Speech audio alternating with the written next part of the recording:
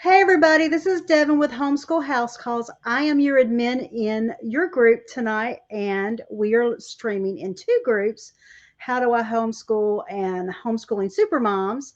But we're here tonight with Sheila Booth Alberstadt. I Yep. said it. Did it. Yay! I practiced. I really and even asked. Y'all know that I tend to butcher most words. But Sheila has been so nice to come here. We're going to talk about her books and talk about her life. She is the author of the Maggie McNair books. I actually saw them before we met. She is actually local to me. I know she may not be local to some of y'all, but I actually saw them before you inboxed me one day. She inboxed me one day and said, "Hey, I want you to see this free resource." And I'd actually already seen them, and I was like, "Ooh, I did not realize she was local to me." So it was real cool. But welcome to our group, and welcome and thank you so much for coming on the interview. Thank you. Thank you for having me. Yeah, it's exciting. Yeah, Um, it's been good getting to see you. We'll have to meet in person one day. I know now that we realize we're so close, we'll have to meet up. Maybe we'll meet up Yeah, for dinner or something. Do something absolutely. fun.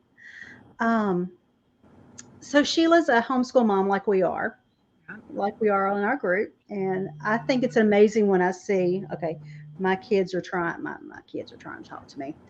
They forget that I'm streaming here.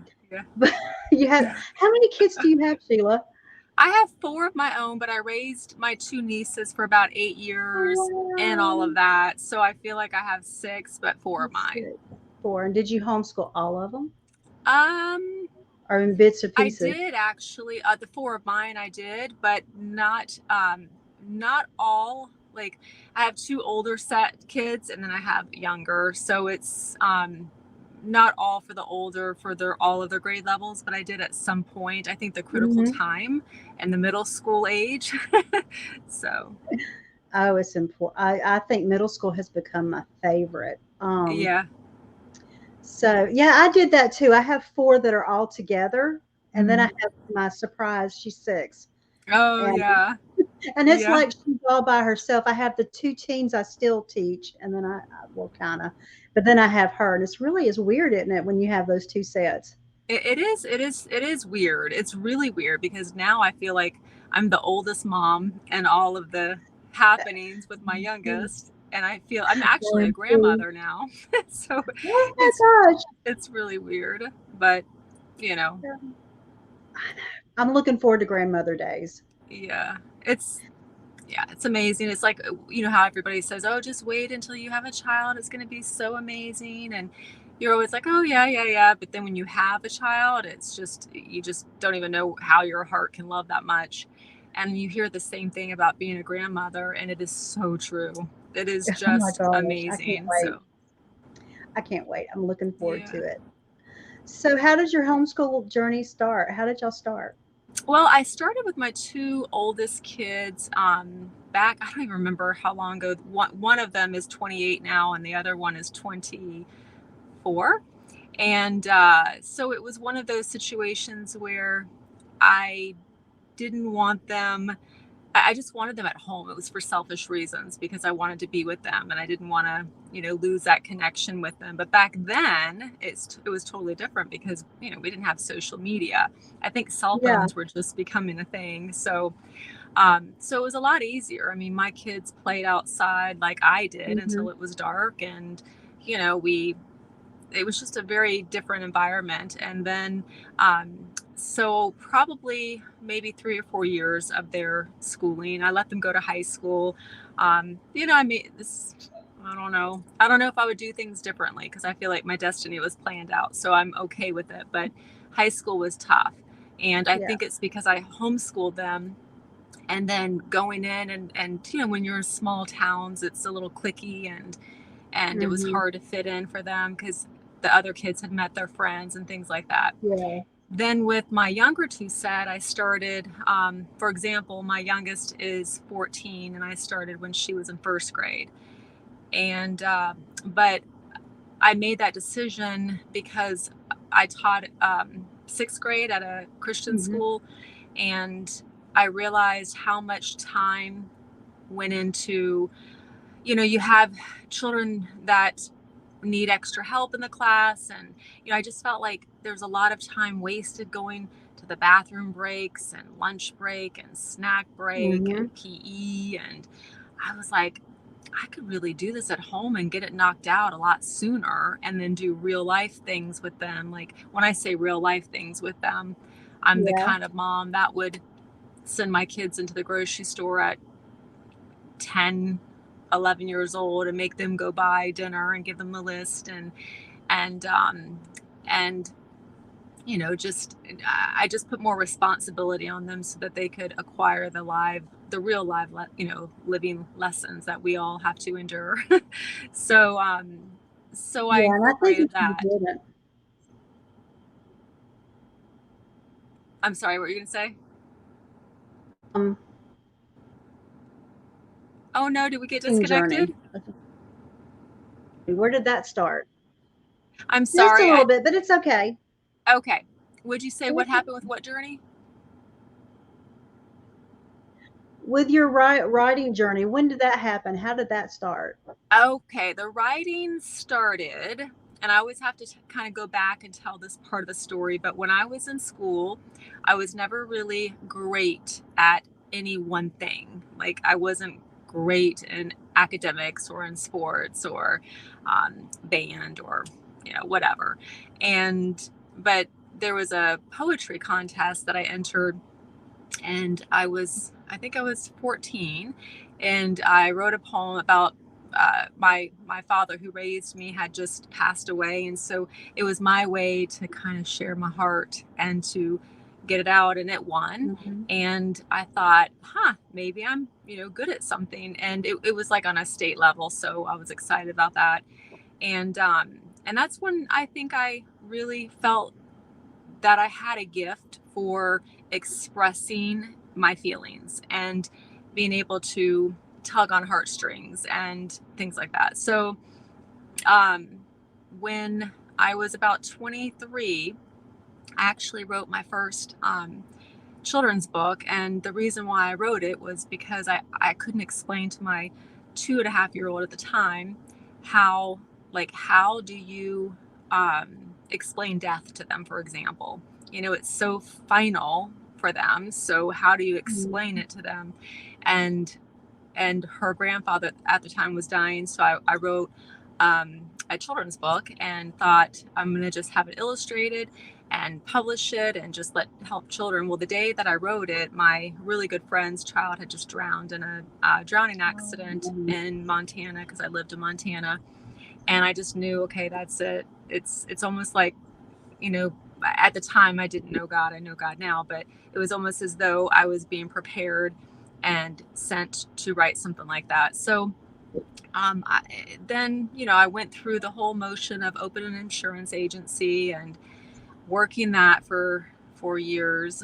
and then when my daughter was 4 years old, Saxon, she's my, second to the youngest, and she ended up not letting me brush her hair because she just hated her. She was very tender-headed, and I was so irritated one day, and I said, Saxon, if you don't get over here and let me brush your hair, you're gonna have spiders living in there.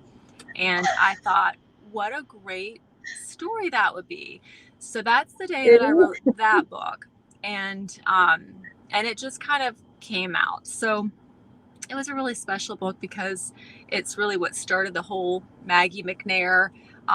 She's the cutie. I got so tickled over the books. Thank you. Yeah, she wants. I have a Maggie McNair at my house. Oh, do you? That's funny. Yeah, she wants to make sure that I let everybody know that the second and third and fourth one are not about her. So, because the titles are a little, Maggie McNair wears stinky underwear. It's kind of like, it has nothing to do with that, but it's, it gets kids giggling because, they do.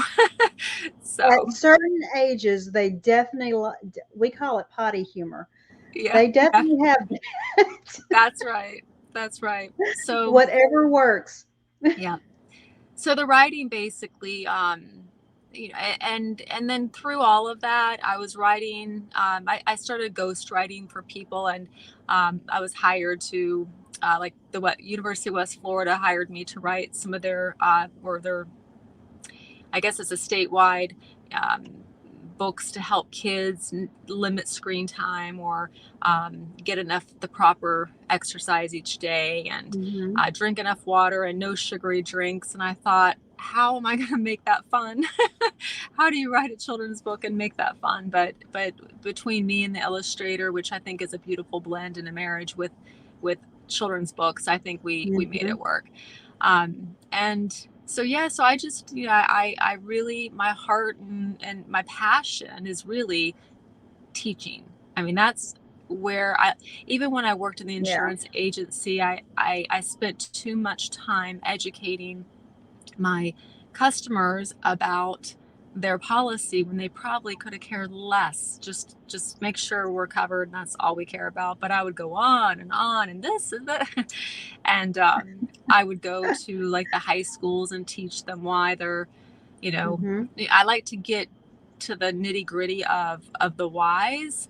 And why is your insurance rate so expensive to these, high schoolers? Well, it's Yeah. because, one out of every 25 of you will be dead before you're 25 years old because of, the frontal lobe not being fully developed and being more prone to accidents and, things like that. So I Yeah. find a way to teach in everything I do, just because it's kind of who I am. That's your gifting. Maybe. I think Maybe. so. Yeah. Maybe. So I think so.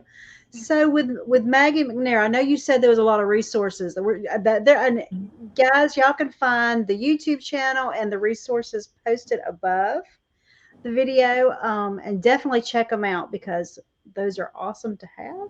yeah. So, what kind of resources will we be able to find there?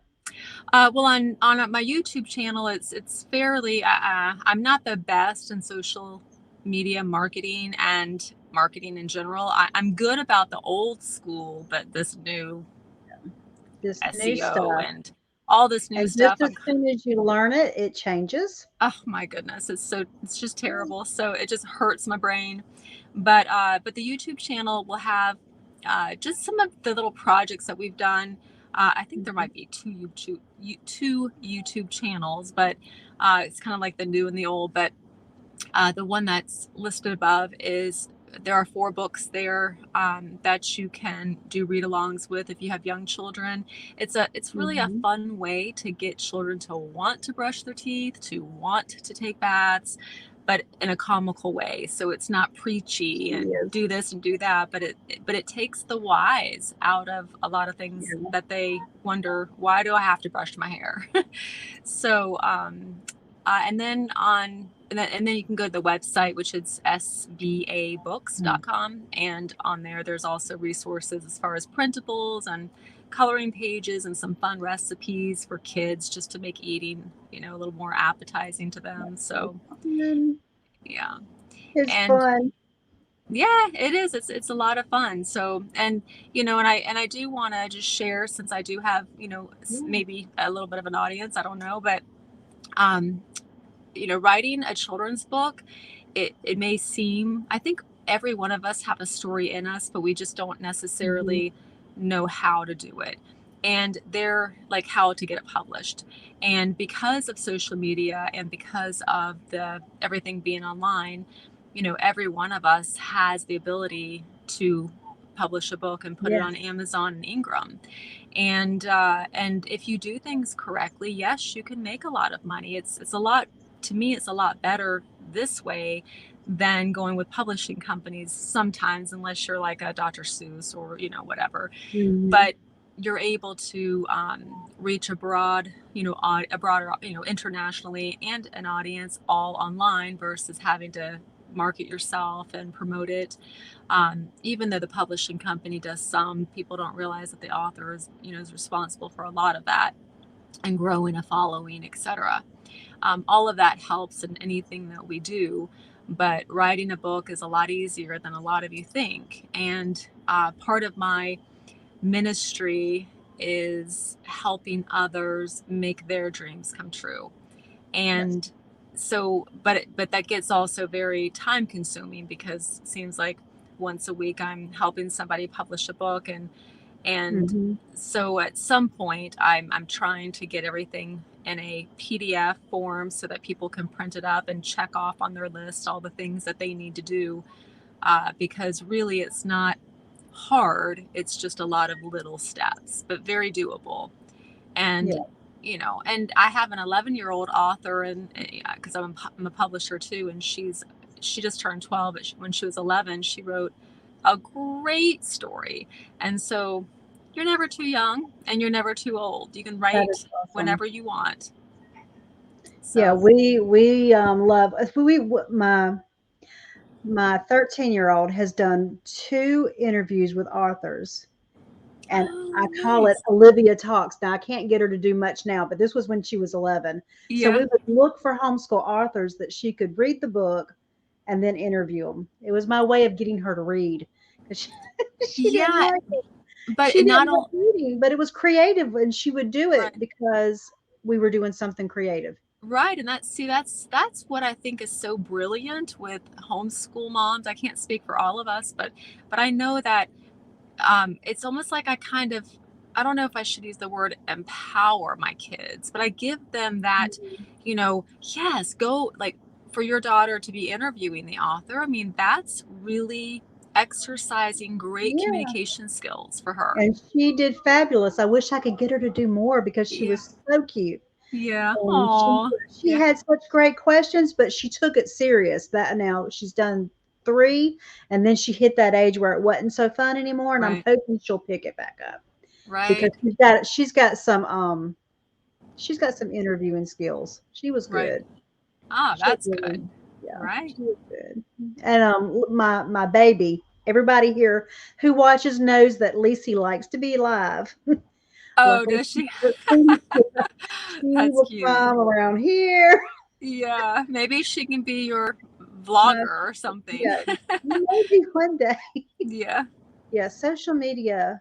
I mean, it's different. You said earlier you were talking about old school. See, we started homeschooling about 18 years ago. Cole Wow. was 2. I was just going to do preschool, Yeah. and then they were going to go to kindergarten, and we fell in love with it. But the thing is it was so different now than it's It between there yeah. and now. It's just a big difference. It is. I think it's a big difference, and there's some really positive and negative things that I we don't think think so. about. Like as a homeschool mom, where like I said, I'm not speaking for everyone that's listening, but It's a just, lot of personal. It's just our personal how we feel about it. yeah, Yeah. but I used to be more rigid about the social media, and but there comes a time when our girls or our boys or what have you, they're not going to fit in if we shelter them too much. They're always Yeah. going to be looked at as a geek or an oddball, which Mhm. some of us think, well, I'd much rather them be looked at that way than to expose them to some of the things that's out there. Yeah. But the bottom line is that um, I think it affects their self-esteem when Yeah. they feel like they don't fit in, Yeah. and it makes it. I think we kind of can hinder their ability to be really outgoing by doing that. And Mhm. I'm not speaking for everyone, but I definitely feel that some of us are that way. I know I was that way with my older two, and I've I mellowed out think a I lot. was with my first ones. I was very now I'm like I kind of watch. I want to be involved and I want us to Right. have communication, Hmm. but I also want them to know how to use these tools. Yes. Right. And I now that mean, I have, like my 18-year-old is starting a guitar, her music lessons. yeah. I'm trying to help her navigate the business side of the Mhm. social media, which is a very necessary thing Right. if you're self-employed. Oh yeah, It's a very absolutely. necessary thing. So I'm like, it's a different world than where we started. It is, and we really put a lot of value into what other people think of us because of social media. For example, the amount of likes or the amount of loves or the amount of shares or comments. We're just, Yeah. oh, we're not good enough. We're not good enough. We're not good enough. Mhm. And that kind of can be damaging to us as Yeah. the adults, trying to be an It's hard entrepreneur. for us. Yeah. Yeah. So you really It's not have to be able good. to separate reality from what's not reality. And most of those likes and loves are people sitting on the toilet. So, because Yeah, they it have doesn't. nothing. Yeah, the likes and loves and shares don't define you. Yeah, That's how you're exactly. defined. Yeah. And It's the truth. yeah, but I am grateful for it, for social media, but I feel like it's kind of destroyed us too at the same, in the same Yeah. sense. I think that when I talk to moms, I talk to a lot of young homeschool moms. Hmm. And y'all, if you're a young homeschool mom, I do not mean this negative. I'm just talking about the differences. But a lot of times people do not know how to make friendships now. And it's not just young homeschool moms, but young adults. Right. It's like they live inside of a social media world and they don't know what to do to make real friends. And so I Right. spend a lot of time teaching young adults how you make friends and how you help your children make friends when you homeschool. So Right. that's a difference than when I Right. started. Wow, that's interesting Yeah. how you teach that. I don't even know how to begin what I would A lot say. of times I have to repeat, and I'm telling y'all, mamas, this works. Go to the park and be consistent. Anytime you make a friend, you have got to be consistent in the same place with the same people. It won't take, friendships are not built on one Right. day. And that's a lot of it is having to, even with my own kids, trying Hmm. to restate to them that you have to go to the same place repeatedly to make a friend. Right. It doesn't happen if you only go one time. So Yeah. yeah, but that's just a very different where it's a new conversation in the last 18 years, and that's just one in the last Hmm. 5 that I hear a lot. Yeah. One thing, since we're on this subject, I just wanted to mention I wanted to do some type of like a meme, animate or illustrate some kind of meme where, and I only say this because I can say this about my daughter, but being a grandmother, and she has, a 5-year-old and a 2-year-old and a Uh-huh. newborn now. And sometimes I wonder if the new, she's nursed them all, and so when she's nursing them and she's holding them and their heads are here and she's got her phone and she's constantly, while they're nursing or while she's holding them, or if they're Yeah, on the ground playing, they're going to start, it's almost like a meme of, the child telling, what does your mom look like, and then have, the cell phone as the head and little lenses as oh their my eyes, God. and paint a Yeah, little mouth on there, because it's, to me, that's what's sad, is seeing so many yeah, memories. We're so busy trying to capture everything for the world to see that we miss it with our own eyes, and we miss it in the moment. Making yeah. memories involves, it's not just the eyes, but it's the heart attached to the And the moment. memories. Yeah, Hmm. and the So, memories. Yeah, yeah. and We had a it's conversation last night. One of the girls wanted to take a picture of the moon. And a camera is never going to take the picture unless you have the right lens. And I'm like, and then I just looked and said, well, then you have to look at it and remember it later. But right. if she spent all her time trying to take that picture Yeah. of the moon, Yeah, then you don't remember the moon because you're taking the picture of the moon. that's And it's the same exactly thing. right. Yeah. And so that's with our kids,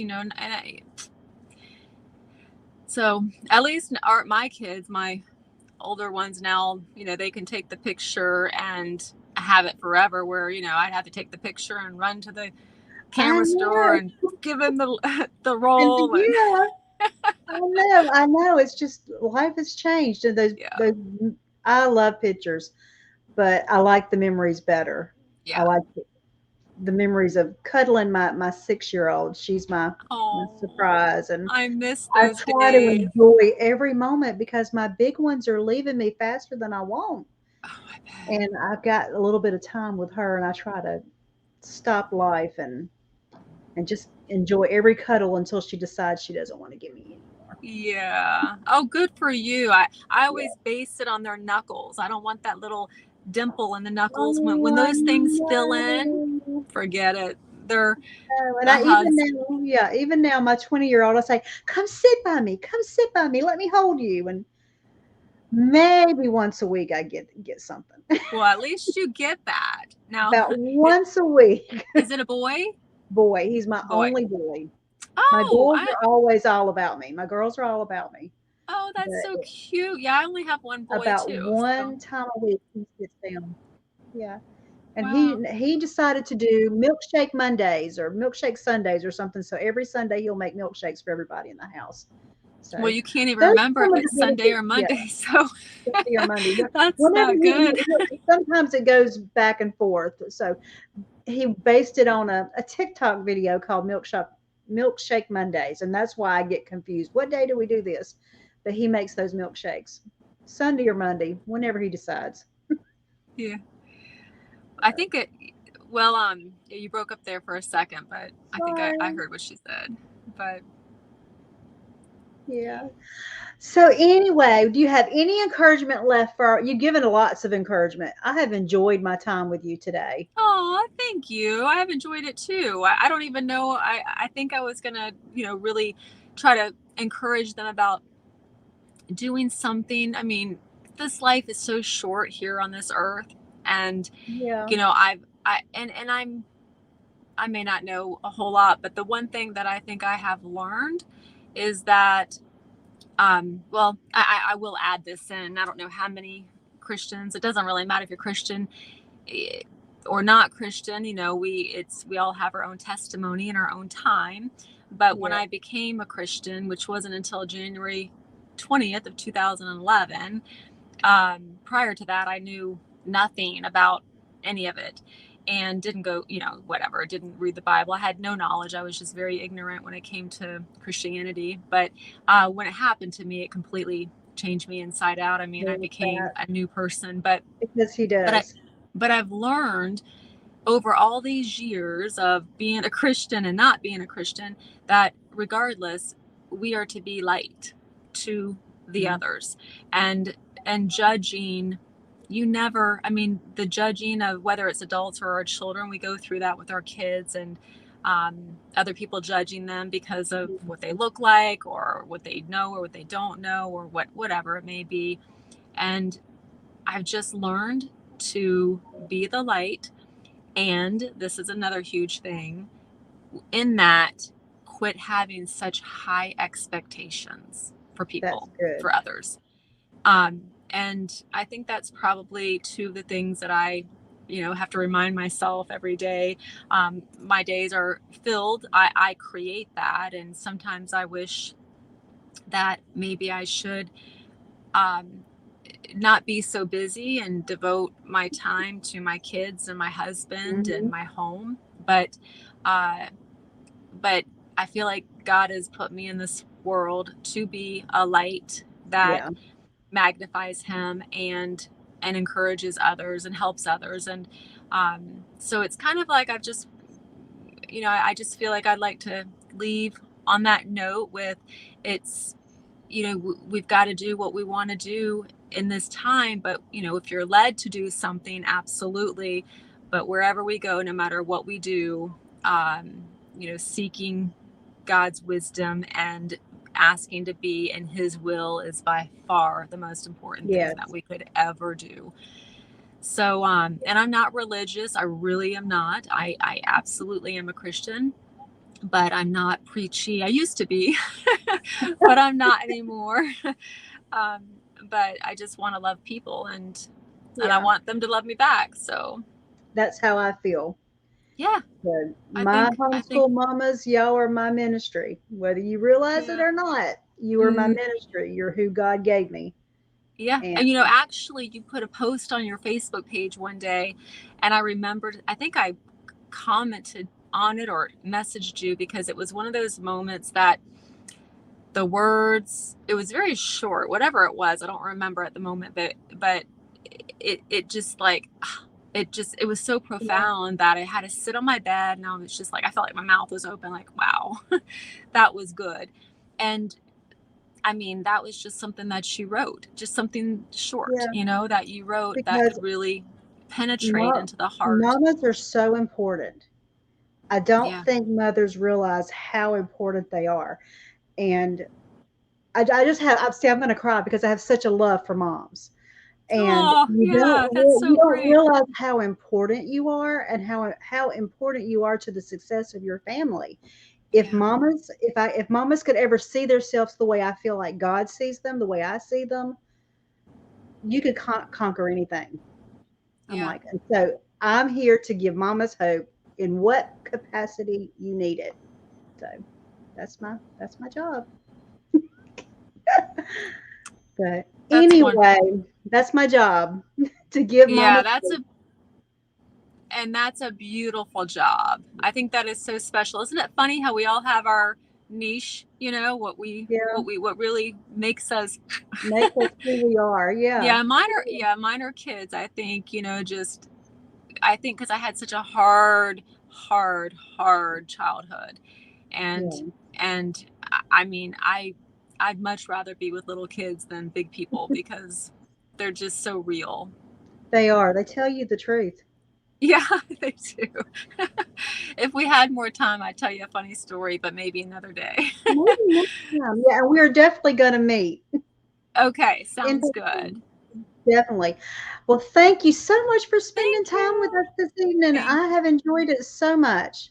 Me too. I really appreciate it. And thanks for all who listened. I hope you Yeah, enjoyed. And I think they did. yeah, well good. Well, we'll hopefully Okay, meet up. so yeah. So everybody, good night. Have a wonderful time. Let us know what you need. Post below. Let us know what subjects you need, what you want to hear, and we'll get them scheduled. So y'all have a great night. Bye, guys. Bye.